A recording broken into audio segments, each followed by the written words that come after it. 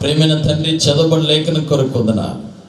వాక్యమైన దేవుడు నీ వాక్కు చేత ఈ ఉదయకాల మాతో మీరు మాట్లాడి మీరు అక్కడికి సిద్ధపరచుకొని యేసు నామములో అడుగుచున్నాము తండ్రి, ఆమేన్. ఆయన ఇచ్చు జీతం, ఆయన ఇచ్చు బహుమానం ఆయన దగ్గరే ఉన్నది. ఆయన తిరిగి తన బిడ్డలకు అందించటకు ఆయన తీసుకుని వచ్చుచున్నాడు. ఆయన తీసుకుని వస్తున్నాడు. దేవుడు తన పిల్లలకు వారు చేయు పనులను బట్టి, క్రియలను బట్టి ఆయన బహుమానం అనుగ్రహించేవాడు. ఇర్మీయా గ్రంథం 31వ అధ్యాయం 16వ వచనంలో యెహోవా ఇలాగ ఆజ్ఞాపిస్తున్నాడు, ఏడవక ఊరుకొనుము, నీవు కన్నీళ్లు విడిచిట మానము, నీ క్రియ సఫలమై జనులు శత్రుని దేశం నుండి తిరిగి వచ్చేదరు. నీ క్రియ సఫలమవుతుంది. నువ్వు చేసేటువంటి పని, నీ క్రియను బట్టి దేవుడు ఆయన బహుమానం అందించే దేవుడు. జాగ్రత్తగా ఈ మాటలు వినాలి. ఈ మాసం, ఈ నెలలో మొదటి రోజున ప్రపంచం యావత్తు కూడాను ఒక గొప్ప సెలబ్రేషన్ చేసుకుంటుంది. ఏంటో చెప్పండి? మేడే కార్మికుల దినోత్సవం. ప్రతి కార్మికుడు, ఇది అమెరికాలో ప్రారంభమై ప్రపంచమంతా కూడాను ప్రపంచమంతా ఈ దినాన్ని పురస్కరించుకొని చాలా చక్కగా సెలబ్రేట్ చేసుకుంటాయి. కారణం, కార్మికుడు కావాల్సినటువంటి ఆర్థికంగా భరోసాను, కార్మికులకు లేకపోతే కూలీ చేసేటువంటి వారికి ఎన్ని గంటలు వ్యవధి వారు పని చేయాలో, ఎన్ని గంటలు వీరు పని చేస్తుండారో దానిని బట్టి ఆదాయం ఎలా ఇవ్వాలో నిర్ణయించింది. 8 గంటలు పని చేయాలని ఆ రోజు నుంచే ప్రారంభమయ్యాయి. చాలా కార్మికుల కొరకు చాలా దేశాలలో, మన దేశం కూడాను వారి కొరకు చాలా ప్రయోజనకరమైనటువంటివి హాస్పిటల్ కానీ లేకపోతే ఆర్థిక భరోసా కానీ వారికి అందిస్తూ ఉన్నాయి. కనుక ప్రతి కూలివాడు కూడాను చాలా కష్టమైన పని చేస్తాడు. తను పగల నుంచి సాయంత్రం వరకు కష్టపడుతూనే ఉంటాడు. కూలికొల్లేవాడు చూడండి, అది ఏ కూలి చేసే పనైనా, అది రోజువారీ కూలైనా, వారాంతరపు కూలైనా, నెలకు తీసుకునేటువంటి జీతమైనా అతడు కష్టపడాల్సిందే. అతడు కష్టపడేది అతని దుఃఖంతోనే. చాలాసార్లు చాలామంది కొన్నిసార్లు దుఃఖం కూడా వేస్తుంది.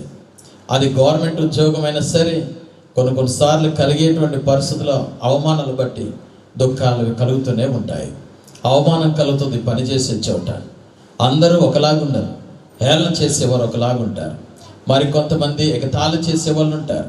మరి కొంతమంది కూలిని బిగబట్టే వాళ్ళు ఉంటారు. జీతం ఇవ్వరు. వారు చాలా కాలం ఎదురు చూస్తూనే ఉంటారు. ఈ మాటలు మీకు అర్థం కావాలి.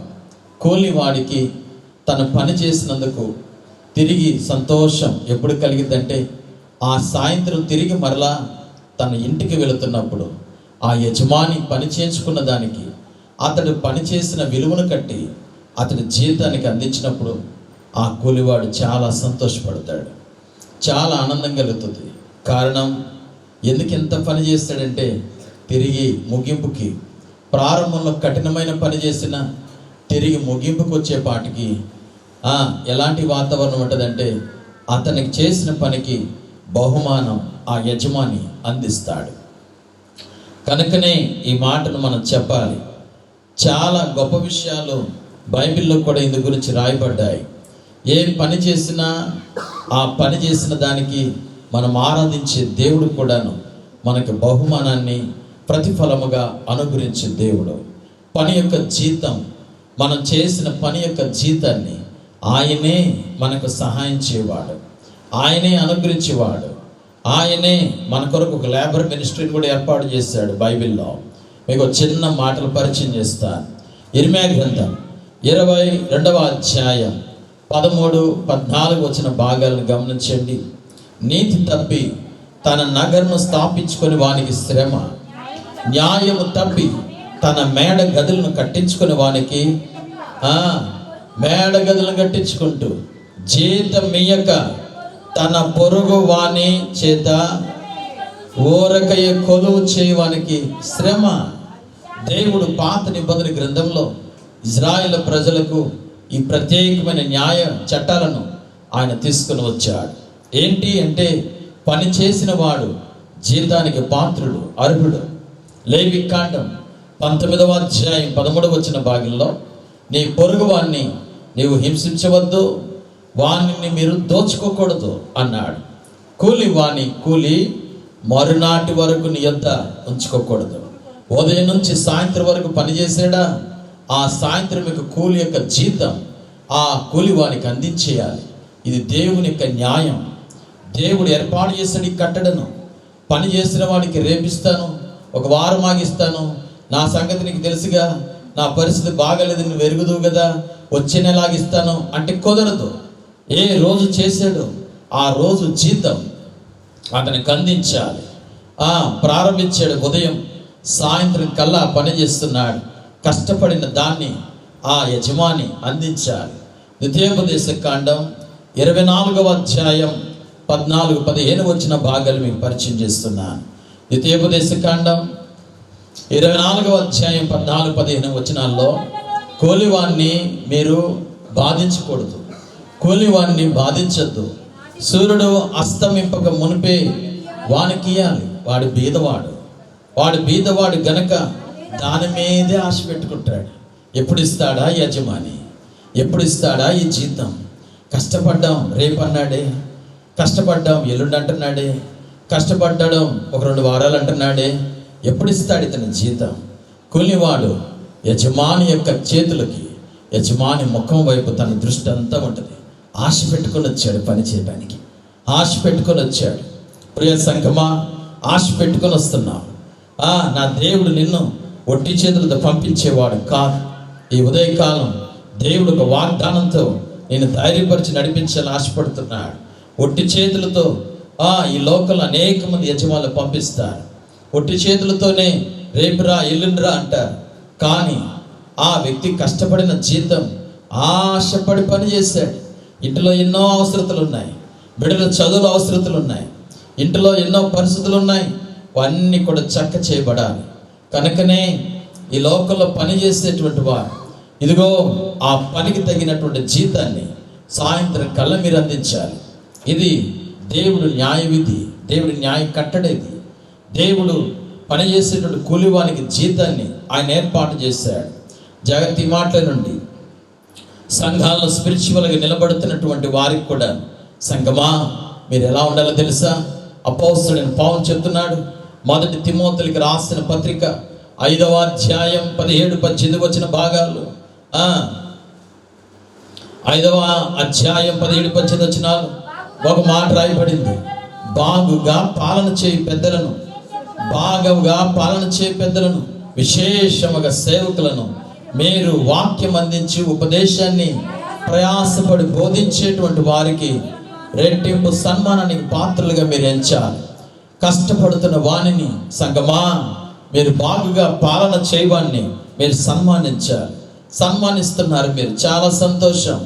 దేవుని సేవకులను మీరు గుర్తించి మీరు రెట్టింపు ఘనతకు అర్హులని ఎంచి మీరేమి చేయాలనగా వారి సన్మానానికి పాత్రలుగా మీరు చేయాలి. జీతాన్ని మీరు వారికి అందించాలి. నూర్చెడి ఎద్దు మూతికి చిక్కమో వేయవద్దని పనివాడు తన జీతానికి పాత్రుడు. పనివాడు ఎవరు? జీతానికి పాత్రుడు. దేశంలో ప్రతి కూలి కూడాను, ఈ దేశం ఏం చేస్తే తెలుసా? మనం కొనుక్కునే సోపు సర్పు అన్నింటిలో మనం ఏం చేస్తున్నాం? ఏం చెప్పాలి? జిఎస్టీ కడుతున్నాం.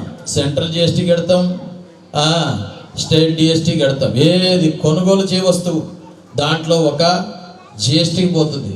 చిన్న పెన్ను కొన్న 5 రూపాయల్లో అందులో శాతం దేనికి పోతుంది? సెంట్రల్ గవర్నమెంట్ తీసుకుంటుంది. సెంట్రల్ గవర్నమెంట్ తీసుకుని ఏం చేస్తుంది? చాక్లెట్లు తింటుందా? బిర్యానీ తింటుందా? ఏం చేస్తుంది గవర్నమెంట్ ఏం చేస్తుంది? పనేంటి? తీసుకున్న ట్యాక్స్ని తిరిగి ప్రజలకి వినియోగం చేస్తుంది. ఎలా? మొదట ఆర్మీకి పెడుతుంది, మొదటి ఆర్మీ, మిలిటరీ, తర్వాత నేవీ, ఆ తర్వాత ఎయిర్ ఫోర్స్. ఈ ప్రభుత్వ రంగంలోటువంటి మెయిన్ ప్రాముఖ్యమైనటువంటివి వీటికి ఖర్చు చేయబడతాయి. అక్కడ దేశం కొరకు కొంతమంది పోరాడేవారు ఉన్నారు.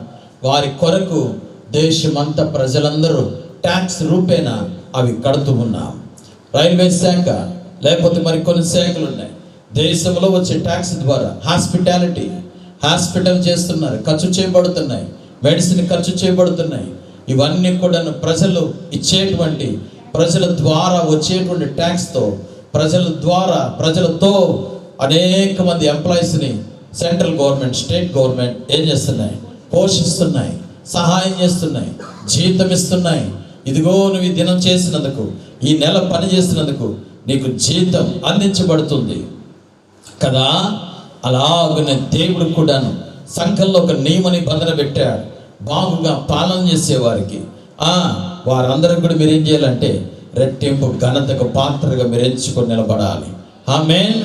మనం ఆరాధించే దేవుడు నువ్విచ్చే గుక్కెడు చన్నీళ్ళకు కూడాను ఆయన దానికి వెలకట్టి బహుమానం ఇవ్వాలని అనుకునేవాడు. యేసు ప్రభు వారు ఇలా చెప్పారు. మత్తయి సువార్త 10వ అధ్యాయం 42వ వచన భాగంలో ఈ రీతిగా యేసు ప్రభు వారు అన్నారు, మరియు శిష్యుడైన ఎవరు చిన్నవానికి ఒకటి గిన్నెడు చన్నీళ్ళు మాత్రం త్రాగనిచ్చును, వాడు తన ఫలమును పోగొట్టుకోడు. చిన్న విషయానికి కూడాను నా దేవుడు చాలా భూతద్దం పెట్టి చూస్తాడు. అది చిన్నదే కదా, గ్లాస్ నీళ్ళు ఇచ్చాడే అనుకోడు. నువ్వు నార్మల్ నీళ్ళు ఇచ్చినా, చన్నీళ్ళు ఇచ్చినా, కూలింగ్ ఇచ్చినా, ఇంకేది ఇచ్చినా సరే, చిన్నడి గుక్కెడి నీళ్ళు ఇస్తే చాలు, దానిని కూడా ఆయన రివార్డ్ ఇవ్వాలనుకుంటున్నాడు. నువ్విచ్చేటువంటి దానికి ఆయన తిరిగి మరలా రెండంతలుగా బహుమానాన్ని తన బిడ్డలకు ఆయన ఇచ్చే దేవుడు. ఆమేన్ చెప్పండి. ప్రతిఫలం అనుగ్రహించి వాడు ఆయన. ఆమేన్. ప్రతిఫలము కలగజేయబోతున్నాడు ఈ మాసం. నువ్వు కష్టపడిన కష్టానికి ప్రతిఫలము నువ్వు పొందుకోబోతున్నావు. నువ్వు పడేటువంటి కష్టానికి, నీ కడిన కష్టం యొక్క కన్నీటికి దేవుడు ప్రతిఫలముగా బహుమానాన్ని అనుగ్రహించబోతున్నారు. బహుమానాన్ని పొందుకోబోతున్నావు. ఆమేన్. హల్లెలూయా. దేవుడు ఎలా బహుమానం ఇస్తాడు? సమయం లేదు కనుక 2 విషయాలు మీకు పరిచయం చేస్తా. వచ్చే వారం తిరిగి మరలా 3వ విషయాన్ని మనం ధ్యానం చేద్దాం. కంపల్సరీ అడుగుతాను, మీరు చెప్పాలి. బైబిల్ లేఖనం 2వ సమూయేలు గ్రంథం 22వ అధ్యాయం 21, 22 వచనాలు జాగ్రత్తగా వినాలి. దేవుడు నీతిని బట్టి ఆయన బహుమానం ఆయన అనుగ్రహించేవాడు. నీతిగా ఆయన బహుమానాన్ని మారుస్తాడు. ఎలా మారుస్తాడు చెప్పండి? జస్ట్ రివార్డ్ ఎలాంటిదంటే అది నీతిగా, రైచియస్నెస్, చాలా బలమైనటువంటిది. ఇలాగున్న దావీదు అంటున్నాడు, నా నీతిని బట్టి ఆయన నాకు ప్రతిఫలం ఇచ్చెను, నా నిర్దోషత్వమును బట్టియే నాకు ప్రతిఫలం ఇచ్చెను. యెహోవా మార్గములు నేను అనుసరించుచున్నాను. దేవుని మార్గం నేను అనుసరిస్తుండగా భక్తిహీనుడినై నా దేవుని విడిచిన వాడిని ఎప్పటికీ కాదు. నేను ఆయన మార్గాలు అనుసరిస్తున్నాను. ఆయన న్యాయ విధులన్నింటినీ నేను లక్ష్య పెట్టుచున్నాను. ఆయన కట్టడలను నేను త్రోసి వేసిన వాడిని కాదు. దోష క్రియలు నేను చేయననుకుంటుని గనుక ఆయన దృష్టికి యథార్థుడనైతిని. కావున, చిన్న మాట చూడండి, కావున నేను నిర్దోషి అయినట యెహోవా చూచెను. నా దేవుడి దృష్టికి నేను నిర్దోషిగా ఉండటం చూచాడు. తన దృష్టికి కనపడిన నా నిర్దోషత్వాన్ని బట్టి నాకు ప్రతిఫలం ఇచ్చెను. ఆమేన్. God will give a just reward.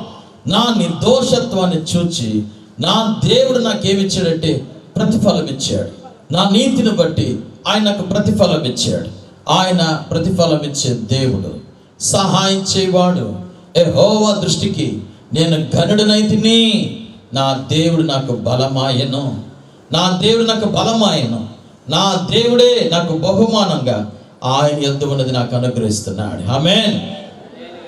చాలా సార్లు ఈ మాట అనిపిస్తుంది, నేను చాలా వేస్ట్గా ఈ పని చేస్తున్నానేమో, ప్రయాసపడుతున్నాను కానీ ప్రయోజనమే లేదు, ఈ పని చేస్తున్నాను కానీ వృధా అయిపోతుంది, చాలా టైం వేస్ట్ అయిపోతుంది అని నువ్వు ఎప్పుడు అనుకోవద్దు. నువ్వు చేసే ప్రతి పనికి కూడాను ఆయన నిన్ను క్షుణ్ణంగా చూచి ఆయన సహాయం చేయవాడు. 1 కొరింథీయులకు రాసిన పత్రిక 3వ అధ్యాయం 8వ వచన భాగం పౌలు ఇలాగంటున్నాడు, సంగమా, పలనవారు మీరు పలనవారు చాలా గొప్ప అనుకుంటున్నా, అలా కాదు. ఇదిగో నాటువాడును నీళ్లు పోయేవాడును ఒక్కడే. ప్రతివాడు తను చేసిన కష్టం కొలది జీతం పొందుకుంటాడు.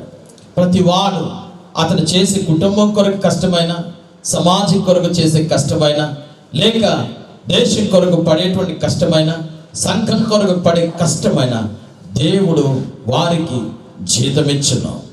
దేవుడు వ్యర్థంగా విడిచిపెట్టేవాడు కాదు. ఇదంతా చేయటం వ్యర్థం, ఇంత పని చేయడం కష్టం, ఇందుకు ఇంత పని చేసిన టైం వేస్ట్ అన్నవి అనుకోవద్దు. కారణం ఎందుకంటే నేను చేసే ప్రతి పని నా దేవుడు చూస్తున్నాడు. నేను నిర్దోషంగా నా దేవుడు నా హృదయాన్ని చూచి ఆయన నాకు బహుమానాన్ని నా గుమ్మం దగ్గర ఏర్పాటు చేయవాడు. ఆమేన్. ఏంటి చెప్పండి? వాక్యం ఈ రీతి చెప్తుంది. దేవాది దేవుడు తిరిగి ఆయన మేఘాలుడే రాబోతున్నప్పుడు ఆయన ఎలాగ రాబోతున్నాడో, ఏం చేయబోతున్నాడో సంఘానికి చెప్పబడింది. ప్రకటన గ్రంథం 22వ అధ్యాయం 12వ వచన భాగం ఈ రీతి చెప్తుంది. ఇదిగో నేను త్వరగా వచ్చున్నాను, వాని క్రియ చొప్పున ప్రతి వానికి నేను ఇచ్చుచున్నాను, సిద్ధపరిచి ఉన్నాను. జీతం నా యొద్ద ఉంది, ప్రతి వాని కూలికి తగ్గ జీతం నా దగ్గర ఉంది. యజమానుడు రాబోతున్నాడు, మేఘాలుడే రాబోతున్నాడు. ఇదిగో ఇలాగో చెప్పబడుతుంది మా దేవుని మాట. ఎలా ఉన్నవాడు అలా ఉండని, నీతిమంతుడు నీతిమంతుడిగా ఉండని, అనీతిమంతుడు అనీతిమంతుడిగా ఉండని, న్యాయం చేయవాడు న్యాయం చేయగానే ఉండని, అన్యాయం చేయవాడు అన్యాయం చేయని, దొంగ దొంగగానే ఉండనివ్వండి. ప్రతి వానికి నేను జీతం ఇవ్వబోతున్నాను. జీతం ఇచ్చేది ఆయన, జీతం అనుగ్రహించేవాడు ఆయన చేస్తున్నాడు. ప్రతి వాని పనికి తగినట్టుగా ఆ జీతాన్ని ఆయన సహాయంగా తన పిల్లలకు ఆయన అనుగ్రహించేవాడు. అందుకే ఒక మాట చెప్పబడుతుంది. సమరయుడి లాగునంటున్నాడు, అయ్యా అతని గాయాలు కట్టి యెరూషలేము నుంచి యెరికోకు దిగి వెళుతున్న వాడు కొరప్రాణతో దొంగలు పడేస్తే అతను గాయాలు కట్టి అతనికి నూనె ఏర్పాటు చేసి అతన్ని బలపరిచి అతడు గాడిద దిగి గాడిద మీదకి ఇతన్ని ఎక్కించుకొని పూటకొల్ల వాని ఇంటికి చేర్చి అతని దగ్గర ఉన్నదంతా ఇచ్చివేసి తిరిగి మరలా ఎంత ఖర్చైనా ఆ జీతం నేను ఇచ్చేదను అని చెప్పాడు. తిరిగి మరలా నీవు చేసే మంచి క్రియను బట్టి నా దేవుడు నాకు ఇచ్చినట్లుగానే నీకును సహాయం చేయునుగాక. ఆమేన్ చెప్పండి. మనుష్యుడు చేతి పనులను మనుషుడు ముఖాన్ని చూస్తాడు, కానీ దేవుడు అంతరంగంలో చేసే క్రియను చూచి, అంతరంగంలో చేసే మంచి క్రియను చూచి ఆయన ప్రతిఫలంగా బహుమానించేవాడు. ఆమేన్ చెప్పండి. ఇప్పుడు ప్రైజ్ ది లార్డ్. కొలస్సీయులకు రాసిన పత్రిక 3వ అధ్యాయం 23-24 వచనాలు ఇలాగ చెప్పబడ్డాయి. ప్రభు వలన స్వాస్యమును ప్రతిఫలము పొందుదామని ఎరుగుదురు గనుక మీరేమి చేసినను అది మనుషుల నిమిత్తం కాక. మరొకసారి చెప్తున్నాను, మీరేమి చేసినా, ఏ పని చేసినా, మేము ఈ పని చేసాం, మేము ఆ పని చేసాం, నేను ఇంటి కొరకు కష్టపడుతున్నాను, ఎంత పని చేసి వచ్చాను, మీరు అనుకోనకుండా ప్రభు కొరకు నేను ఈ పని చేశాను, ప్రభు నిమిత్తమని మనస్ఫూర్తిగా చేయండి. ఎలా చేయాలి అంటారా? చేయండి ఇప్పుడు ఈ మాట. ఎలా చేయాలి దేవుని పని? సంఘమా ఎలా చేయాలి దేవుని పని? కోపంతో కాదు, ఎగిలితనంగా కాదు, హేళనగా కాదు, నవ్వుగా కాదు. దేవుని పని ఎలా చేయాలంటే మీరు మనపూర్వకంగా చేయాలి. మనపూర్వక దేవుని ఎదుగు తిరగాలి. దేవుని ఎదుగు తిరిగి ప్రార్థించడం మాత్రమే కాదు, మనపూర్వక దేవుని పని కూడాను పరిపూర్ణ హృదయంతో పని చేయాలి. ఇది ప్రభు కోరుకున్నాడు.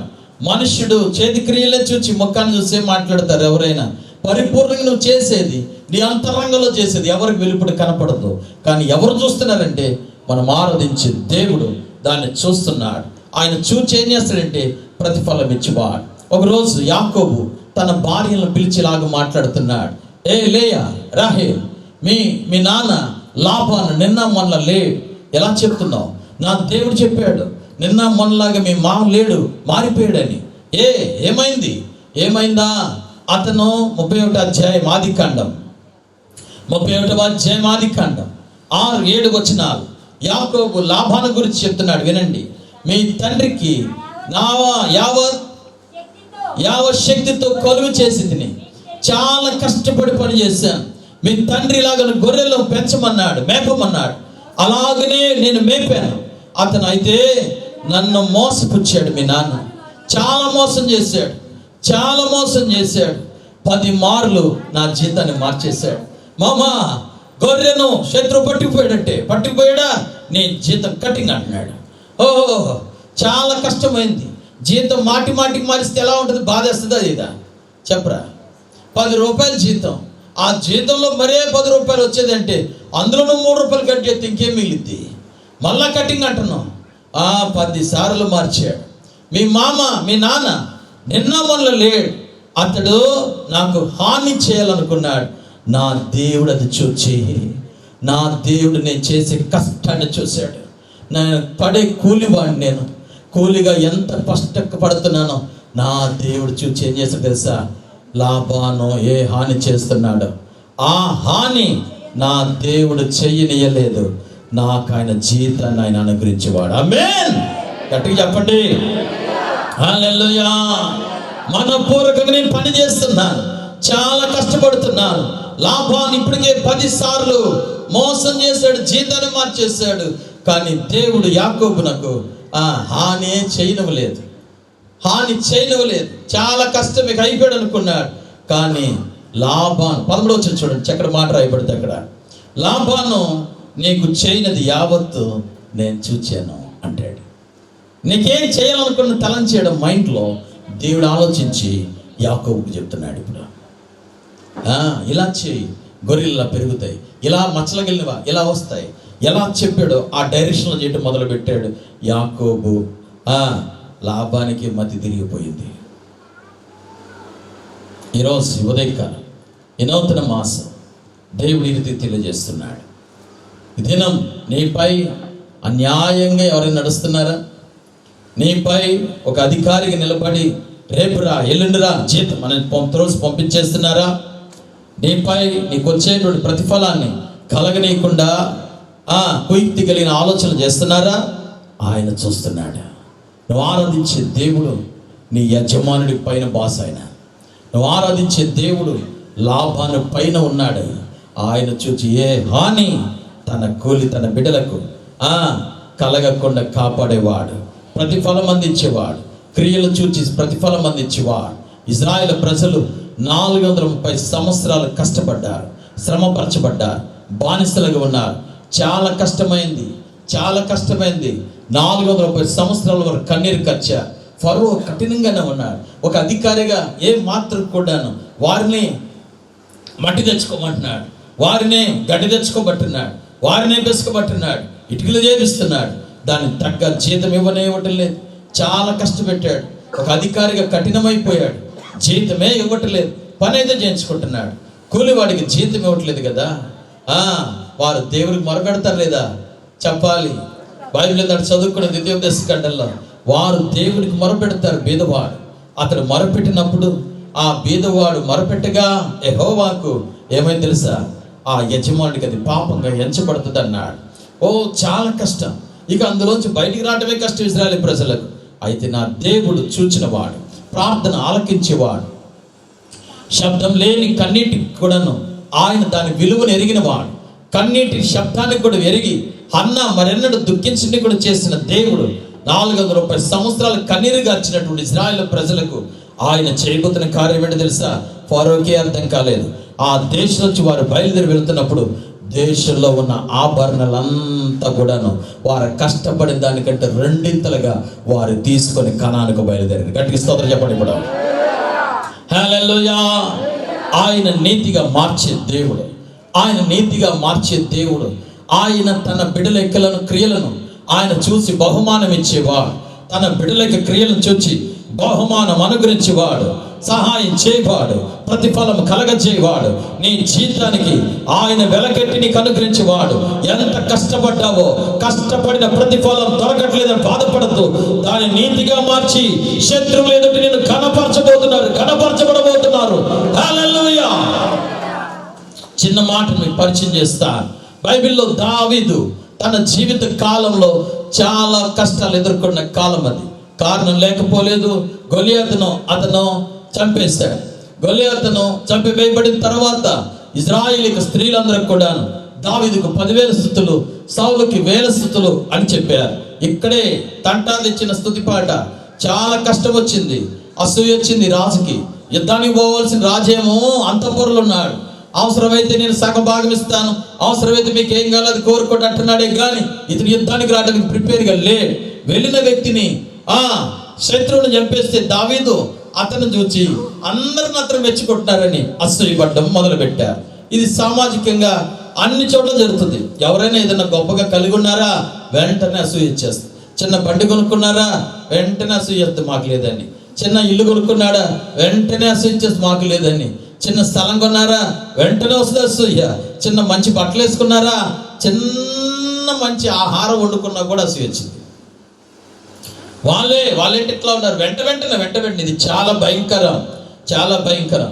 సొంత మామయ్య ఇప్పుడు ఎలా అంటాడంటే అసూయపరుడయ్యాడు. తన కుమార్తెని ఇస్తున్నాడు.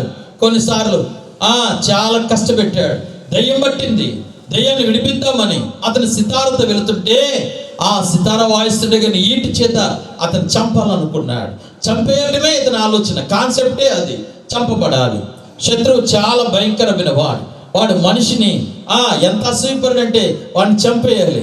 ఆటంకంగా మారుతున్నాడు. నా రాజ్యం అతని రాజ్యం అయిపోద్దన్న భయం, అతను చంపేయాలి అనుకుంటూ నిలబడుతున్నారు. మరొక మారు అతనికి దావీదు ఇప్పుడు ఎలాంటి పరిస్థితికి వచ్చాడంటే తన కుమార్తె దగ్గర నుంచి కూడా పారిపోయి తరవబడుతున్నాడు. సౌలు ఇంచుమించు తన సైన్యం అంతటిని తీసుకొని పరుగులు తీసుకొని వెళ్తున్నాడు. చాలా ఆయాసం వచ్చింది సౌలుకి. ఒక దినం ఒక గుహలో అతను పడుకున్నాడు, నిద్రపోతున్నాడు, అలసిపోయాడు, చాలా కష్టమైంది. దావీదుకి తన ఉన్నటువంటి వారికి సౌలు కనపడ్డాడు. దావీదుతో ఉన్న అనుచరులు అంటున్నారు, ఇదిగో నీ శత్రువు దొరికాడు, వాడిని చంపేయి, వాడిని తీసేయి, దొరికాడు చంపేయి అంటుంటే దావీదు అంటున్నాడు, ఇతడు తన వస్త్రపు చెంగును కోసి దూరంగా నిలబడి అభిషేకించబడిన వాడని చెప్తూ సౌలు లేపి మాట్లాడుతున్నాడు. ఎందుకనో నాకు నీకెందుకు నా మీద ఇంత పగ, కోపం, నేను ఎందుకని ఏం చేశానని, ఎందుకు ఇలాగన అని మాట్లాడుతుండగా ఈ రీతిగా సౌలు చెప్తున్నాడు. 24వ అధ్యాయం 1 సమూయేలు గ్రంథం 17 నుంచి 19 వచ్చిన భాగాలు గమనించండి. 1 సమూయేలు గ్రంథం 17 నుంచి 19 వచ్చిన సౌలు అంటున్నాడు, నేను నీకు అపకారం చేయాలొచ్చాను. ఓ దావీదు, నేను నీకు అపకారమే తలపెట్టాలను, కానీ నా అపకారానికి నువ్వు ఉపకారం చేసావు గనుక నాకంటే నీవు నీతిమంతుడవు బహుమానం కలగబోతుంది నీకు. మనుషులు పలు రకాలు ఉంటారు. కొంతమంది ఉపకారం చేసే వాళ్ళకి ఉపకారం చేస్తారు. మా ఇంటికి పెళ్ళికి మీరు 50 రూపాయలు ఇచ్చారా, బుక్ తీసేనా, బుక్ 10 సంవత్సరాలు అయిందండి పెళ్ళి అయిపోయి, మా పిల్లలకి తీసేనా, ఎంత, పలానా ఇంటి పేరు ఎంత, 50 వెళ్ళి ఇచ్చా. ఇది వెళ్ళకపోయినా వారించి 50 రూపాయలు, 10 రూపాయలు. ఆ ఇంట్లో వాళ్ళు భోజనం పెట్టారా పండక్కి, ఎంత, చిన్న గిన్నె, మనం కూడా ఎంత, అంతే గిన్నె, ఇంకెక్కువేం ఉండదు. ఉపకారం చేయటం అయిపోయింది, క్లోజ్. మరి కొంతమంది ఉంటారండి ఉపకారానికి అపకారం తలపెట్టేవాళ్ళు, కృతజ్ఞత లేనివాడు. ఉపకారం చేస్తున్నాం, మేలు చేస్తున్నాం, ఎందుకన్నా బ్రదర్ ఎంత మేలు చేసినా నాకు అపకారమే కలుగుతుంది అని చాలా మంది హృదయాలు తలడిల్లిపోయే చాలా మంది ఉన్నాయి. నేను ఉపకారమే చేస్తాను, నేను మంచి పనే చేస్తాను, నేను మేలే చేశాను, కానీ నాకు ఎదురవుతుంది. దావీదు కూడా ఎదురైంది, కానీ దావీదు అలా ఆలోచించలేదు. దేవుని బిడ్డ, మనం నేర్చుకోవాలి ఇక్కడ ఒక విషయం ఏంటి తెలుసా? శత్రువు అంటున్నాడు, నేను నిన్ను చంపాలని బయలుదేరాను, నీకు తెలుసు, నేను నీకు దొరికిపోయాను, నేను నీకు అపకారం తలపెడతాను వస్తే నాకు అపకారం చేయాలి కానీ నాకు ఉపకారం చేసి నా జీవితాన్ని, నా ప్రాణాన్ని నువ్వు ఇచ్చావు తిరిగి. నీవు నీతిమంతుడు. దేవుని బిడ్డ, దేవుని పని విషయంలో ఎలా ఉండాలి తెలుసా? గలతీయులకు రాసిన పత్రిక అపోస్తలుడైన పౌలు అంటున్నారు, 6వ అధ్యాయం 9వ వచనం, మేలు చేయటం యందు మనం విసిగిపోకూడదు. సంగమా, మేలు చేయటం మొదలు పెట్టాం, అది విసిగిపోకుండా చేయాలి. విసిగొచ్చేస్తుంది, అంతే అనిపిస్తుంది, ఎందుకులో మనకు అనిపిస్తుంది. కానీ దేవుని వాక్యం చెప్తుంది, మేలు చేటు యందు విసుగక మనం నడవాలి. ఇది ప్రభు కోరుకున్నాడు. మత్తయి సువార్త 5వ అధ్యాయం 43వ వచనం 44వ వచనం, శత్రువులను మీరు ప్రేమించండి, శత్రువును ప్రేమించు, నిన్ను హింసించి వారి కొరకు నువ్వు ప్రార్థించేయి. హింసిస్తున్నారా? హింసలు ప్రారంభమయ్యాయా? హింసించే వారి కొరకు మీరు ప్రార్థించారు. పౌలు ఒకప్పుడు హింసకుడును అన్నాడు. ఆయనే సాక్ష్యం ఇస్తున్నాడు, నేను ఒకప్పుడు హింసకుడిని, దోషకుడిని, నేను హానికరమైన వాడును, నా దేవుడు నన్ను మార్చాడు. హింసించే వాని కొరకు ఎలా మారాడు? సంఘం హింసించే వాని కొరకు ప్రార్థించింది. సంఘం హింసించే వాని కొరకు ప్రార్థించగా దమస్కు మార్గంలో ప్రయాణం వెళ్తున్నాడు. వేగంగా వెళ్తున్నానికి అతనికి ఒక వెలుగు అతన్ని సంధించింది. ఎందుకు నన్ను ఎంతగా హింసిస్తున్నావు? ఎవరు నీవు హింసిస్తున్న యేసుని అతను దర్శించగా అతను ఆ దినం మొదలుకొని తన ప్రాణం పోయేంత వరకు కలిగిన కఠినమైన శ్రమలన్నీ, ఒకప్పుడు హింసించేవాడు ఇప్పుడు ప్రభు సంఘం కొరకు హింస పడేవారిగా మారాడు. ఒకప్పుడు దూషించేవాడు ఇప్పుడు దేవుని బిడ్డల కొరకు అతనే దూషణ పాలయ్యాడు. ఒకప్పుడు కోణాతో కొట్టేవాడు ఇప్పుడు కొట్టించుకునే స్థితికి వచ్చాడు. ఎంత బలమైనటువంటి వర్తమానాన్ని పౌలు చెప్తున్నాడు. హింసించే వారి కొరకు మనం ఏం చేయాలంటే ప్రార్థించేయాలి. హింసిస్తున్నారా? నీ హృదయం బాధ కలిగిందా? అయితే శత్రువును నువ్వు ప్రేమించు. ఇది చాలా కష్టమైన పని. దేవుడు చేసి చూపించాడు. మనల్ని అలాగ రమ్మన్నాడు. అలా నడిచే వారిగా సంఘం మారాలి. మత్తయి సువార్త 25వ అధ్యాయం 20 వచ్చిన భాగం దేవుని వాక్యం ఇలా చెప్తుంది, ఇదిగో ప్రభు నీతి కొరకు చూస్తున్నాడు. ఎలాంటి వారనగా సమయం లేదిక, పనివారు కొద్దిమందిగా ఉన్నారు, కోత చాలా ఉంది. నమ్మకమైన పనివారిగా మనం మారాలి. నమ్మకమైన మంచి పనివారిగా దేవుని కొరకు నేనున్నాను. నేను ఎలాంటి నిందైనా, అవమానమైన, హింసైన, కరువైన, ఖడ్గమైన ఏది క్రీస్తు ప్రేమ నుండి నన్ను ఎడబాపలేదని సంఘం కొరకు పని చేస్తానికి, దేవుని పనిని చేయదని బలమైన శక్తి కలిగిన వారుగా సంఘం మార్చబడిన గాక. హల్లెలూయా, హల్లెలూయా. యేసు ప్రభువారు ఇలాగ చెప్తున్నారు. మత్తయి సువార్త 25వ అధ్యాయం ఈ రీతికి చెప్పబడుతుంది. మత్తయి సువార్త 25వ అధ్యాయంలో మీరు చూడండి, 1 నుంచి 20 వచనాల వరకు. ఇదిగో ఒక వ్యక్తికి 5 తలాంతులు దేవుడు అందించాడు. 5 తలాంతులు ఇస్తే అతడు 5 తలాంతులను మరి 5 తలాంతులు చేశాడు. అతని యజమానుడు ఇప్పుడు ఇలా అంటున్నాడు, బల నమ్మకమైన మంచి దాసుడా, నీవు ఈ కొంచెములో ఎలా ఉన్నావు చెప్పాలందరూ. కొంచెములో నమ్మకంగా ఉండటం చాలా ప్రాముఖ్యం. నీ కొంచెంలో నమ్మకంగా ఉన్నావు గనుక నిన్ను అనేకమైన నిన్ను బహుమానంగా నియమించబోతున్నాను. ఆమేన్. మేలు చేస్తున్నావు, కష్టపడుతున్నావు, కొంచెంలో నమ్మకంగా ఉన్నావు, అనేకమైన వాటి మీద నువ్వు బహుమానాన్ని పొందుకోబోతున్నావు. దావీదు ఇదే మాట చెప్తున్నాడు, నా దేవుడు నా నీతిని బట్టి నాకేమివ్వాలనుకున్నాడంటే ప్రతిఫలం, బహుమానం ఇచ్చేవాడు. నా నీతిని బట్టి, నా యథార్థతను బట్టి నా దేవుడు నాకు జీతాన్ని అందించేవాడు. హల్లెలూయా. జీతం అందించడానికే ఆయన భూమి మీదకి వచ్చా. కనుకనే ప్రతి వాని క్రియను బట్టి ప్రతి వానికి నేనేమివ్వబోతున్నాను అనగా జీతం ఇవ్వబోతున్నాను. బలమైనటువంటి శక్తి గల కార్యం ఇది. ఆయన జీతం ఇచ్చే దేవుడు. బైబిల్లో చివరి మాట చెప్పి నేను ముగిస్తున్నాను. రూతు గ్రంథం 2వ అధ్యాయం 12వ వచ్చిన భాగాన్ని గమనించండి. రూతు గురించి బోయాజు ఇలాగని మాట్లాడుతున్నారు. మరొక దేశం నుంచి వచ్చింది, మోయాబు దేశం నుంచి వచ్చింది, వెళ్ళిపో అనట్లే ఆ వ్యక్తిని చేరదీస్తూ ఇలాగని చెప్తున్నారు, ఇదిగో నీవు యెహోవా రెక్కల క్రింద, దేవుని రెక్కల క్రింద సురక్షితంగా దాగింటకు వచ్చావు గనక ఆయనే నీకు సంపూర్ణమైన బహుమానం అనుగ్రహించేవాడు. ఆయన దాచిపెట్టుకునేవాడు కాదు, ఆయన దోచుకునేవాడు కాదు, ఆయన నేను పిడికిలు బిగించుకొని రేపిస్తానని చెప్పేవాడు కాదు. నీవు పొలం దగ్గరికి వచ్చావు, చాలా కష్టపడుతున్నావు, నీ స్వదేశాన్ని విడిచి వచ్చావు, నీ యొక్క తండ్రి ఇంటి వారిని విడిచి వచ్చావు. ఇదిగో నేనే నీకు బహుమానాన్ని అనుగ్రహించేవాడు. నా దేవుడు నీకు బహుమానం అనుగ్రహించును. నువ్వు చేసే పనికి ఆయన ప్రతిఫలముగా జీవితం అనుగ్రహించిన గాక. ఆమేన్.